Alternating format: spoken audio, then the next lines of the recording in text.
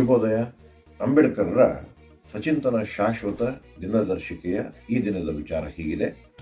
ಹಿಂದೂಸ್ತಾನದ ಜನರು ಉತ್ಸವ ಪ್ರಿಯರು ಎಂಬುದನ್ನು ಯಾರೂ ಹೇಳುವ ಅಗತ್ಯವಿಲ್ಲ. ಅವರು ವರ್ಷದ ಅರ್ಧಕ್ಕಿಂತಲೂ ಹೆಚ್ಚು ದಿನಗಳು ಉತ್ಸವ ಮತ್ತು ಹಬ್ಬಗಳಲ್ಲಿಯೇ ಕಳೆಯುತ್ತಾರೆ. ಅದರಲ್ಲೂ ಅವರು ದೇಶದ ಮಹತ್ವದ ವ್ಯಕ್ತಿಗಳ ಹುಟ್ಟು ಸಾವುಗಳ ಉತ್ಸವಗಳಿಗೆ ಇನ್ನಷ್ಟು ಹೆಚ್ಚು ಮಹತ್ವವನ್ನು ಬಹಳ ಸ್ಪಷ್ಟವಾಗಿದೆ.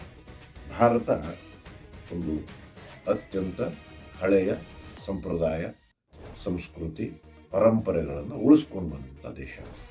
ಹಾಗಾಗಿ ಈ ದೇಶದಲ್ಲಿ ಹಬ್ಬ ಹರಿದಿನಗಳು ಸಾಮಾನ್ಯ.